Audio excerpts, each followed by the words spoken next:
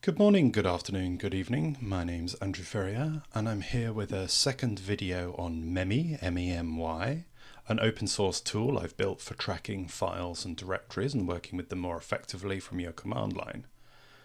This video builds on the first video that I put out on YouTube, which I'll link to from this video itself. And here I'm going to talk about some of the more recent improvements that I've made in the last few weeks to memy, specifically some of the improvements around the install process, as well as memy's ability to now filter automatically through tools like FZF, which I'll show you a little later. So first of all, let's jump straight into the install process. So if you go to the memy GitHub repository, which again is github.com/andrewferrier/memy, and you scroll down a little into the README, you'll see now that there are some additional sections in the installation part of the README, specifically around an automated install using a shell script, and also install using Homebrew, or as it's sometimes called on Linux, Linux Brew. So there are now two additional options for how you install memy. You can use this single shell script, which basically provides effectively like a one-click, except it's not really a click, it's a command, but it provides you a one-command install of memy. So if I take, for example, this command here and I copy that to my clipboard and I go to this demo environment that I have set up over here, this terminal, I paste that command in and I run it, you'll see that very quickly it just goes and downloads the latest version of memy and it puts it into this directory here, local.local/bin in my home directory, which is the standard place for third-party binaries on Linux, and for that matter, probably Mac OS as well. So if I go and have a look in that local bin directory, you'll see there's the memy binary that's been downloaded, and it really is that simple. If I run memy version, you'll see it's downloaded memy and the latest version, which is 0.18. The other installation process which I've added for memy, which is another alternative, is using Homebrew, or like I said, sometimes on Linux this is referred to as Linux Brew. There are some instructions for installing Homebrew itself. I won't go through those in detail because obviously they're more than well documented on the Homebrew webpage. But if you want to install via Homebrew, you simply need to follow these commands here. So in this particular case, I'm going to what we call tap this brew tap that contains memy. You can think of this as a little bit like a package repository. So I'm going to go and run that and it will tap memy and install that tap. And then I just need to go and run this install command here and that will install memy. If we just give it a few moments, it will download it and it will install it in this particular case, home linuxbrew.linuxbrew. And if we have a look in the bin directory there, you'll see there's memy also. So that's another way of installing memy. Now, in both of these, because in this particular case I'm demonstrating these in my test environment, I'm not going to be using either of these memy instances that I've installed. But if you had Homebrew correctly set up in your on your system, for example, then memy would now be in your path and you would be able to use it just by typing memy. But when I type memy, I use the memy that I've already installed in this demonstration environment, which is absolutely fine also. So I've now actually got three instances of memy running in my demo environment. So what I'm now going to do is I'm going to demonstrate one other thing, which is the -s or output filter parameter that we've added, or that I've added to memy list in the last few weeks.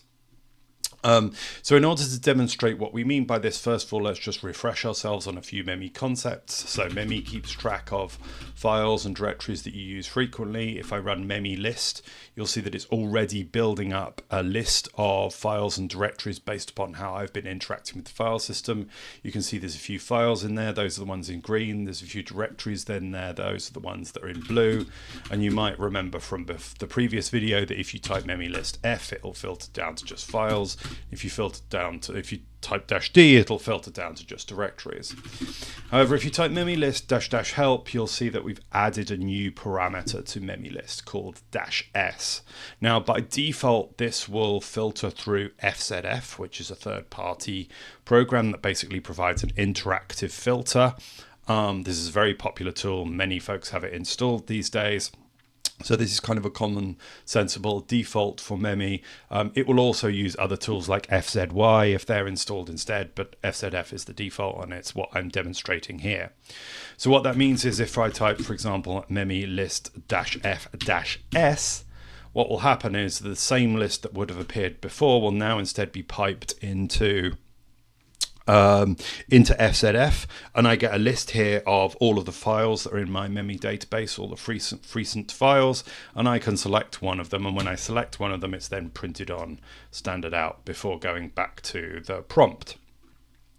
This is kind of useful to have this kind of combination with FZF, but where it gets really helpful is when we're working with, for example, directories, which enables us to get much closer to zoxide or zoxide type behavior, which is a very popular tool for doing something similar to memory, but specifically for navigating around your file system and navigating around directories in your file system. So if I type memy list-d-s, obviously I get a list of all the directories in my memy database, and I can then select one. So let's say that I want to change to the memy directory, and then it prints it out. What this now enables me to do is it enables me to do something like this. So in bash, what this means is change to the output of the memy list-d-s command. So if I now press return, I can select a directory like the memy directory under my home directory. I press enter, and you'll see that it's actually changed directory to there.